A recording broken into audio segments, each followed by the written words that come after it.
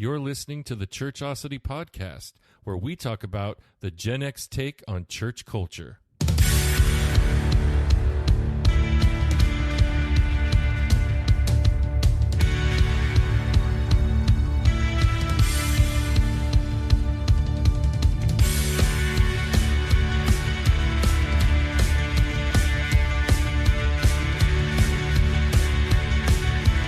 I've got a bad feeling about this. What's going on, everybody? Welcome to another episode of the Churchosity podcast.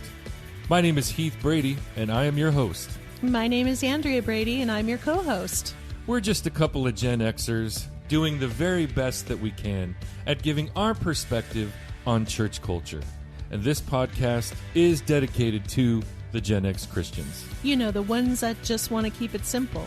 The ones who just want to live quiet, peaceable lives. We represent the generation of Christians who sometimes looks at what others are doing and thinks, whatever. But, as it says in 1 Timothy 1:5, the goal of our instruction is love, from a pure heart, and from a good conscience, and from a sincere faith. So, Andy? Yes? How's it going? It's going good. Yeah? Anything new in the hood? Anything new in the hood? Not really. We had a lot of dogs barking the other day. Yeah, what was up with that? I don't know. I was like, are we going to have an earthquake? I know, right? What's happening? Because it's like every dog in the neighborhood was just howling and barking all day long. Except ours. Yeah. Ours were pretty calm. That's because we're good animal parents. Yeah. We're good animal parents. Yeah, we're good animal parents. Well, you know, I did something from out of left field recently. What? I watched a movie that I have not watched in a very, very long time. What was it? And I'm pretty sure that if by chance you've seen this movie, you've only ever seen it one time. The Terminator. Oh. The original Terminator movie. Can you believe I haven't seen Terminator? I'm not surprised because, you know, it's not a movie that's really in your wheelhouse. Well, I've seen the Predator movies. Totally different genre. Okay, same actor. and same dialogue. Yeah. I'll be back.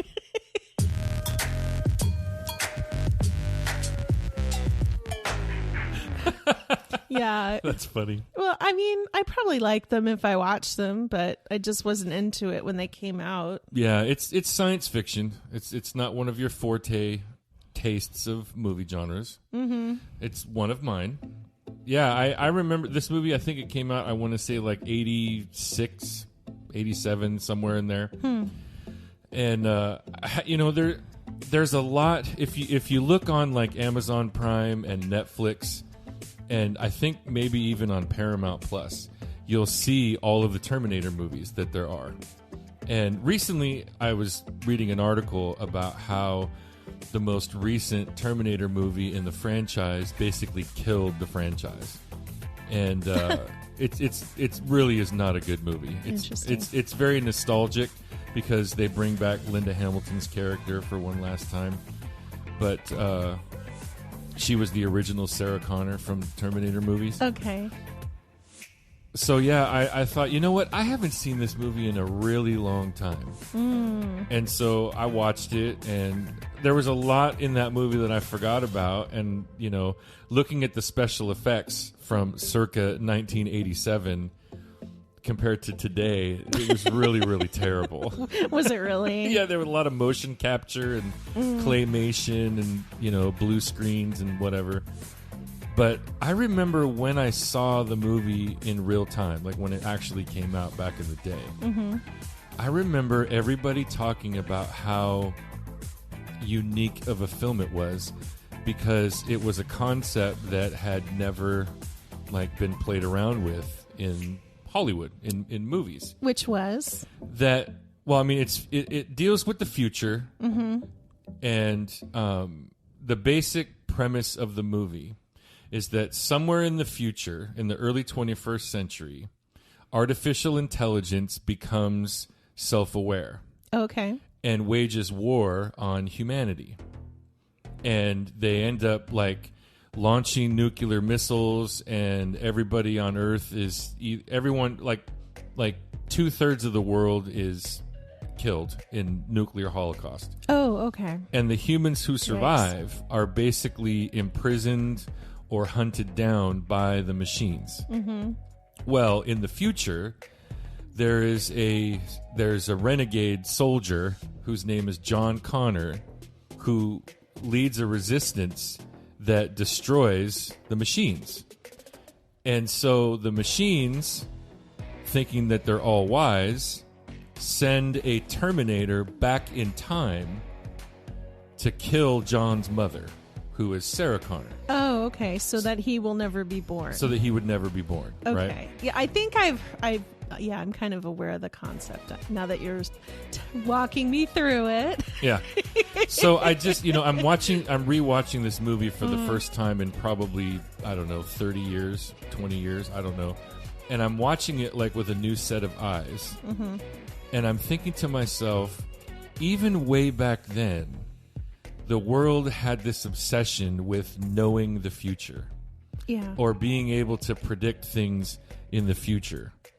Like, think about, you can even think of, the Star Wars franchise. Yeah. Right? Mm-hmm. So, it wasn't so much in the original trilogy, episodes 4, 5, and 6. But in the prequels, of course, we already knew who Anakin was. Yeah. But there's this whole concept with the Jedi Council knowing this prophecy. Okay. That there would be the one who would bring balance to the universe, right? And then, Yoda's infamous line, "Perhaps misread the prophecy we have."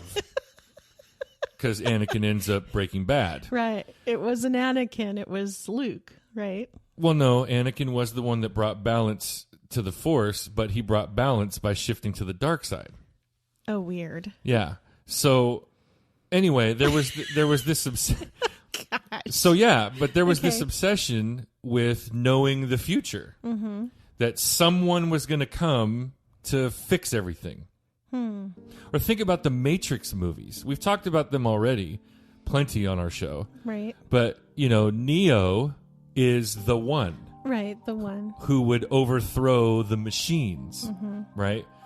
And it's like there was this period of time, and I think we're finally coming out of it, where in Hollywood, there was this obsession with post-apocalyptic, dystopian, global destruction type of movies. Yeah.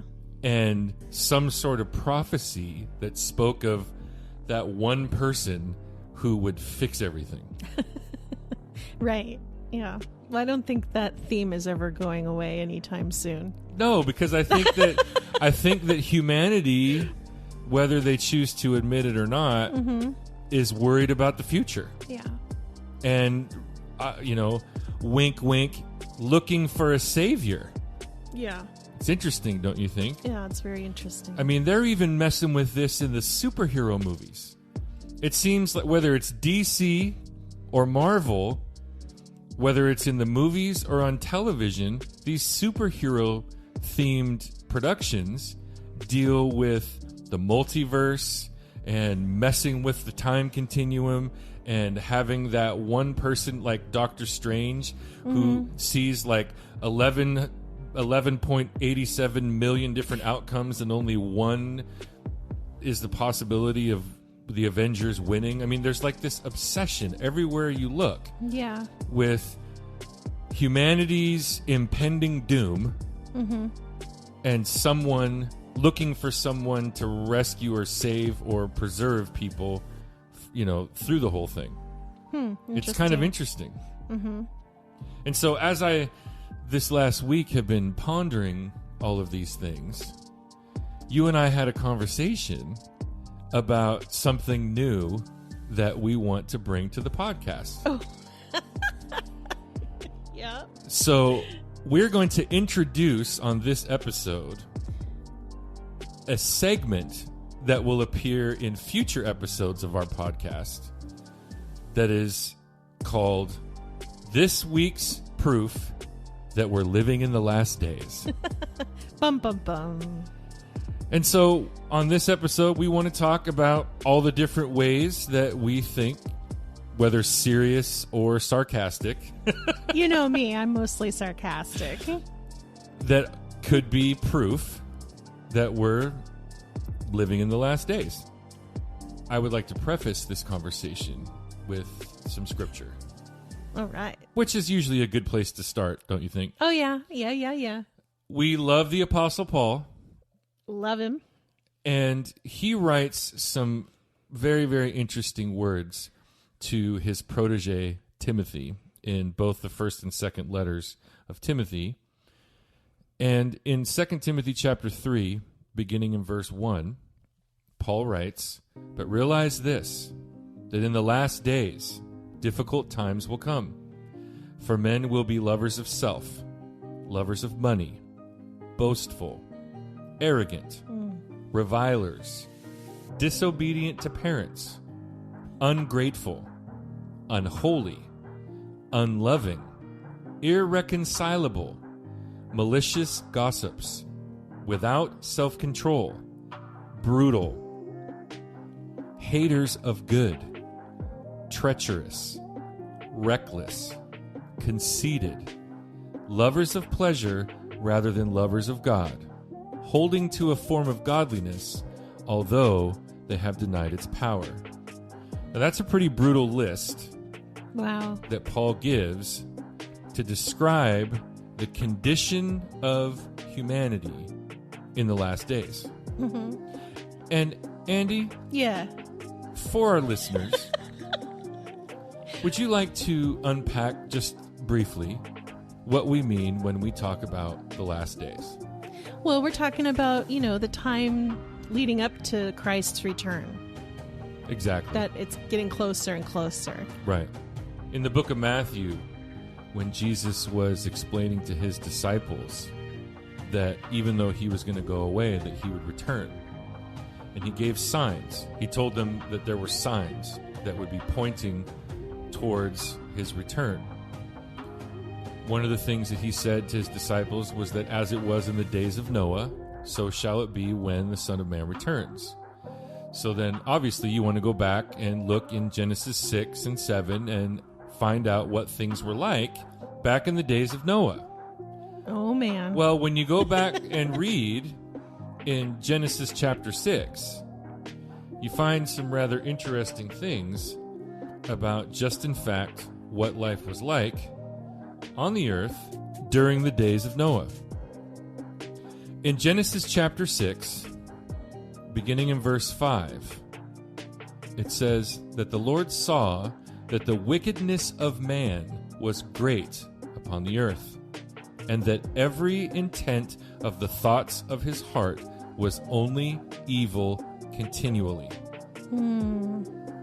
So when Jesus is talking about what things are going to be like when he returns, he's talking about this period of time.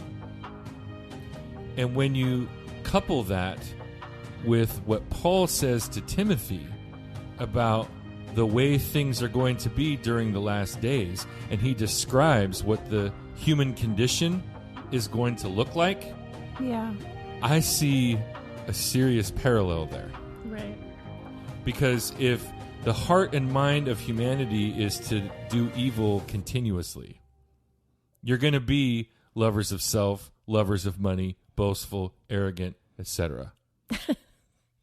I don't think that we have to look too far on the horizon to see what we're talking about here. Right.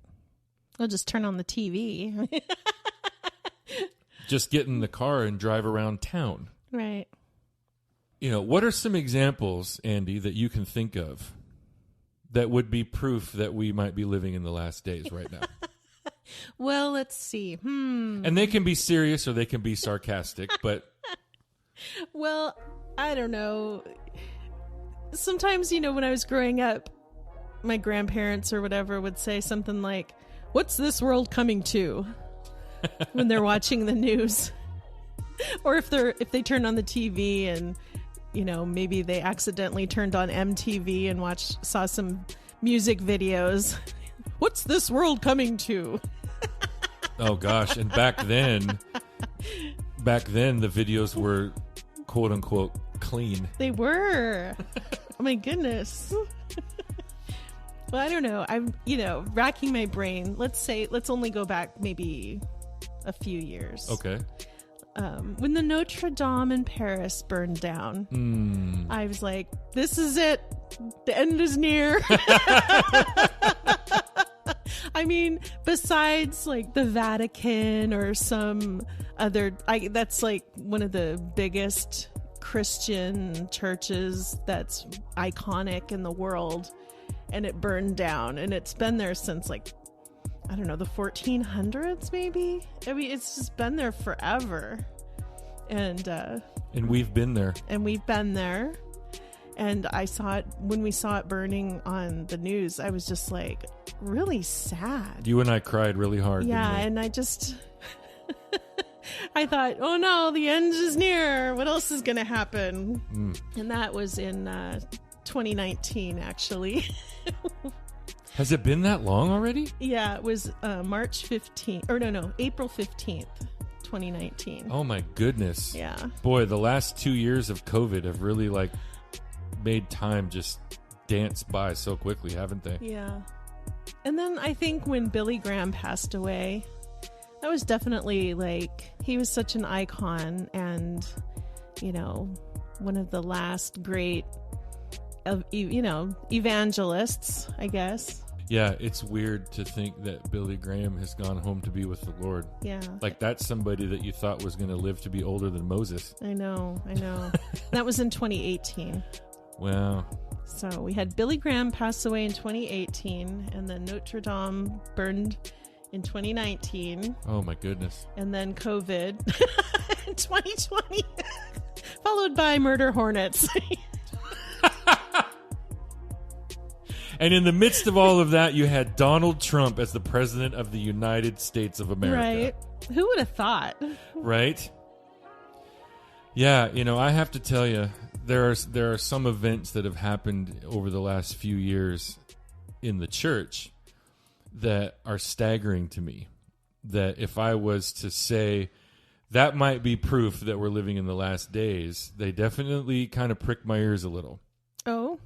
Like when John MacArthur lashed out about Beth Moore. Ooh. And that whole complementarian upheaval in the church. Yeah. And this mass like exodus from following John MacArthur began to happen. Yeah. I never in my wildest dreams, first of all, ever imagined that John MacArthur would ever say something like what he said about Beth Moore. But I never in a million years imagined that there would be a mass departing from following John MacArthur. Right. I used to love John MacArthur. I've said that before. I used to listen to his sermons online on a regular basis. I've read many of his books. Theologically, I think that for the most part, I would agree with just about everything, at least in his primary theology. Yeah. But I never in my wildest dreams ever imagined that the church would have like a schism happen with people turning their back on all things John MacArthur. That was a trip to me. Yeah. It really, really was. The whole thing with Mars Hill. Oh, yeah. That was big. That with was a Driscoll big disaster. and all that stuff. Yeah. And the fact that he, just less than 2 years after abandoning the church that he had basically destroyed in Seattle and starting a new church in Arizona, and the fact that that's thriving, and that he's turned his back completely on the theology that he held when he planted and built the Mars Hill Church. That's pretty... And he swung in the other direction. That's a little different. Yeah. That's kind of crazy. Yeah. You see stuff like that and you kind of scratch your head and you go, how authentic was it in the first place? Yeah. That's kind of like all the dogs in the neighborhood barking except for mine. Something weird's going on. Strange things are afoot at the Circle K. Absolutely. Little homage to Bill and Ted's Excellent Adventure. Nice one, my love. Thank you. You're welcome. I have to say that as an American, as an evangelical American, it was really exciting to see what I perceived as a major turn in American culture when Barack Obama became our first black president. We're not getting into politics now, are we? We're not. No. We don't talk politics. Just bear with me, okay, listeners of Churchosity. Oh, okay. Bear with me, co-host. I just kind of felt like there was this global universal celebration that the United States of America had finally, at least in some regard, gotten over itself by electing its first black president for 2 consecutive terms. And then immediately after that, there was the golden opportunity for the glass ceiling to shatter. Oh, okay. And Hillary Clinton, who could have been America's first woman president, lost to Donald Trump. Yeah, well. That's definitely proof that we're living in the last days. I think that America is overdue for needing a good spanking from a mommy. True. Well, I've got some proof that we're living in the last days. Lay it on me. The Jeep Gladiator. What? I'm sorry. I hate it, and I think it's ugly. Oh, is that the model of the Jeep that is actually a truck? Yes. Oh, come on, people. No, I really hate it, especially the 4-door model, and I was just, the first time I ever saw it, I just was like, what the heck is that? I thought somebody had custom made it, and then I saw more than one around, and I thought, this is not happening. Yeah, I'm not a motorhead by any stretch of the imagination, but even I knew when I saw the first one of those on the road, that was either some illegal import from another country, somebody made that like from a chop shop, or we're living in the last days. I've got another one. Bennifer is back. Oh, gosh, you went there? If you didn't see them together at the Super Bowl... Wasn't that just, like, cringeworthy? Let me break the news to you that Ben Affleck and J-Lo are back together. Wow. After all these years. I think they broke up in 2004. I don't even know. And I had to Google it. That's they embarrassing. Broke up in 2004. That's embarrassing for even me because I like to pride myself, unfortunately, on having my finger on the pulse of the celebrity culture, and even I don't remember when that happened. Well, when I saw them together, I was just kind of like, bleh. I don't know. Gag me with a spoon. We're kind of like that when we see most celebrities together, though. Gag me with a pitchfork. Gag me with a pitchfork? Like, totally gross. Yeah. As if... What else you got? Tiger King. What about Tiger King? Not only did it have the first season, which was an abomination, but they came out with a second season, and now they're coming out with a prequel, a series, TV series. Yep, it's going to be on Peacock, and it's called Joe versus Carol. I know it's a horrible. I have to confess that I watched the first season during COVID. Everybody did. Everybody was because there wasn't anything else to do. We were all locked up. I know. I did. I watched it. If there's any proof needed that we're living in the last days, it's that I watched it. Yes, it's that you watched Tiger King. I know. I feel so bad. But couldn't we at least agree that that show was kind of like a horrible 52-car pileup on the interstate? Pretty much. That you just couldn't not look at it? Yeah. Yeah. I mean, everyone was talking about it and wearing animal prints. And we wanted to be cool. I wanted to know what was going on. Yeah. We had to be in the know. I did. I had to be in the know. And sometimes you just wish you didn't look. I think that it's kind of cringeworthy that we have so many divisions happening within the church culture. Yeah. You know, we have, fundamentalism. We talk about that a lot previously. Christian nationalism. We've talked about that a lot previously. Yeah. Evangelicalism. which is the whole deconstruction movement, people leaving evangelicalism altogether. Mm-hmm. In some ways, to me, it feels like we jumped in a time capsule and went back in time about, 800 years or so, back into the Dark Ages or something, because we have church fighting against church. There's all of these new factions, and we've talked about it on a previous episode about how if somebody isn't in your camp of evangelical Christianity, then they're like anathema to you. Mm-hmm. And vice versa. It's like we've become our own worst enemy in the church over secondary and tertiary issues. And it's baffling to me how the gospel of Jesus Christ, which is supposed to not only save, but also unite us together as the body of Christ, is actually the thing that's being used to divide us. Yeah. Or the way that we practice our worship on the Lord's Day, or the music that we listen to, or whether we're pre, post, mid, or all-millennial, or, whatever it might be. If we believe in vaccinations or not getting vaccinations, if we believe in mask mandates or no mask mandates, if we think that COVID is legit and we should trust the science, or if we think that COVID is make-believe and we're all a bunch of sheep. Right. Fill in the blank. Mm-hmm. And again, we're talking about what's going on in the church. Yeah, it's all a distraction.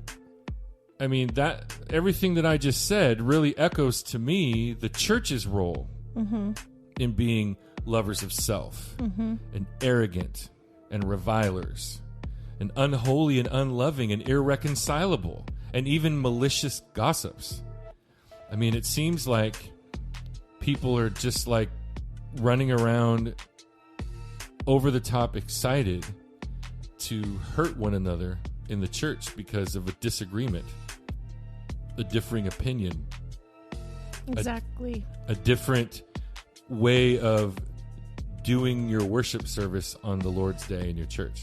And on the contrary, in Colossians chapter 3, Paul writes, "So as those who have been chosen of God, holy and beloved, put on a heart of compassion, kindness, humility, gentleness, and patience, bearing with one another and forgiving each other. Whoever has a complaint against anyone, just as the Lord forgave you, so also should you. Beyond all these things, put on love, which is the perfect bond of unity, and let the peace of Christ rule in your hearts, to which indeed you were called in one body, and be thankful." Wow. Yeah. I don't see very much of that. I see a lot more of the opposite of that. I know. And that's proof we're living in the last days. Yeah, for sure. Because when God's people can't find a way to get along with one another, Yeah. that's kind of a bad omen. Right. Yeah. When we're warring with one another. The homeless crisis. You realize there's over 500,000 people in the United States that are homeless? We could have a really long conversation. We could do an episode on that. Yeah, we could. But for the sake of this conversation, what about the homelessness in America makes you feel like it's proof that we're living in the last days? Well, a lot of those people that are homeless are lost in that they're mentally ill or addicted to substances, or they've lost their jobs and they don't know where to go or what to do or who to turn to. And I just think that a lot of us who are the haves and not the have-nots, a lot of people harden their hearts and don't want to look at it anymore. Right. Because there's so many people that are out there. If you're living in a major metropolitan city, I mean, there are a lot of people that are living in parks and on the sidewalks. It's a big problem in all of the major cities. Right. Yeah. Yeah. And I think that when we become desensitized And when we lose our compassion for people, that's proof we're living in the last days. I would agree. That's kind of right up there with the way that, in a general sense, Americans react to another form of gun violence that happens somewhere. Like if there's a shooting or something, it's like, oh yeah, that's another shooting. Yeah. Yeah. It's really hard to, as a Christian, try to remain compassionate and approach these social issues with grace and, and love. Yeah. As Christ would. It's very hard to do. Yeah, that's true. It can be. I know something really crazy that happened recently in the last couple of years. What? Prince Harry and Meghan Markle left the royal family. Oh, yes. That was crazy. How does that work? I have no idea. And as a side note, further proof that we're living in the last days, you got me to fall in love with The Crown and Downton Abbey. Yeah.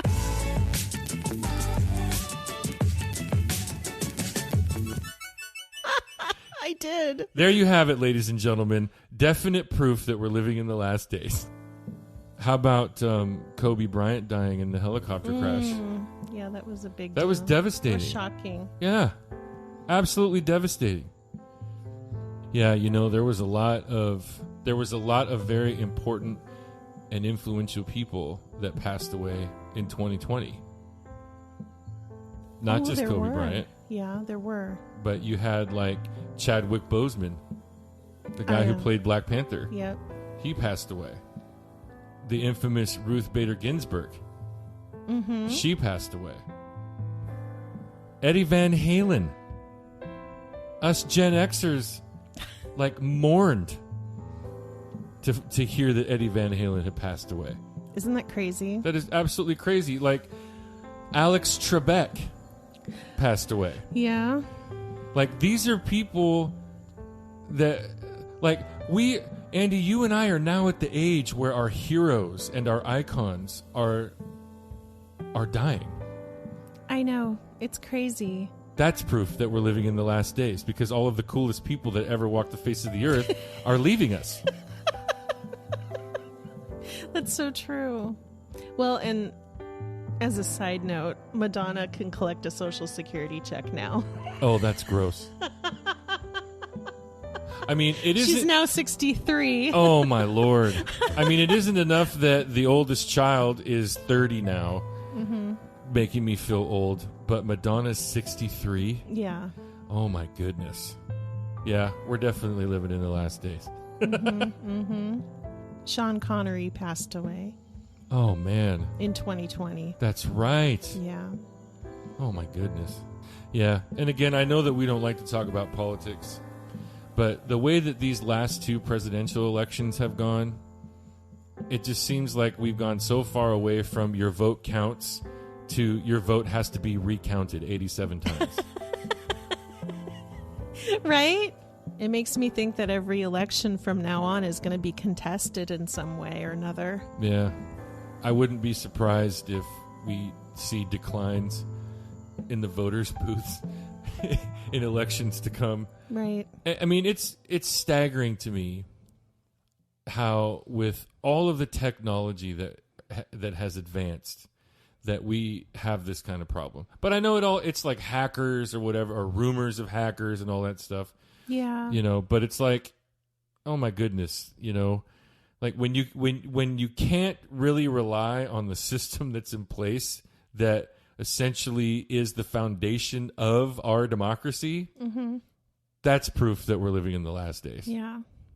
Wasn't it in the election where Al Gore lost to Bush? Oh, the 2000 election. With the dangling chads. The dangling chads of Dade County, Florida.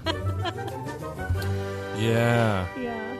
I know that was over 20 years ago, but that might have been the beginning of proof that we're living in the last days. Yeah, maybe. Because it was just barely a year later that 9/11 happened.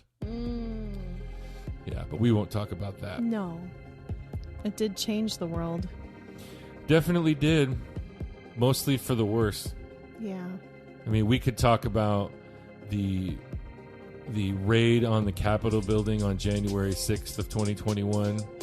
That was pretty incredible that civilians could do that. In light of all of these things that we've brought up, some of them in jest, some of them serious, but all of them with the intent of pointing into the direction that we are, in fact, most likely probably living in the last days. Yeah. Looking for proof. Well, we're closer to the last days than ever before. That's right. We're one day closer to the end, right? Yeah. But there is some light at the end of the tunnel. Yes. There is some hope at the end of the rainbow. There is. First of all of us are on a level playing field when it comes to figuring out whether or not we're in the last days. Because Jesus said nobody really knows. That's the truth. Yeah. But the other thing is, especially if you are a Christian, if you name the name of Jesus as your Lord and Savior, then whether we're living in the last days or not, but especially if we are in fact living in the last days, Jesus is your hope. Mm-hmm. And that if these are the last days, we're very close to his return. Well, that can be exciting. Yeah. And that's going to be greater and more exciting and more joyous and more earth-shattering than any of the good, bad, or strange things that have happened over the last several years in this country, all over the world, wherever or whenever they happened, even if they might in fact be proof that we are living in the last days. And that's all we have to say about that. Thank you for tuning into another episode of the Churchosity Podcast, the show where we try to give you the Gen X take on church culture. And thank you once again to my amazing co-host. You're welcome. Be sure to follow us on all the socials. That's Facebook, Twitter, and Instagram. Our handle is @ChurchosityPod. Drop us a message and give us your feedback because we'd really love to hear from you. And if you might just so happen to be listening to this podcast on either Apple Podcasts or Spotify, please be sure to give us a rating and leave some feedback about the show. Those not only help promote the podcast, but also help promote it so that others can find our podcast a little bit easier. Additionally, don't forget to spread the word about the Churchosity Podcast. Be sure to tell a friend what we're doing here. Yeah, let them be part of the conversation too. But always remember that the goal of our instruction is love. From a pure heart. And from a good conscience. And a sincere faith. So we thank you all once again for listening, and we'll catch you next time on another episode of the Churchosity Podcast. Peace.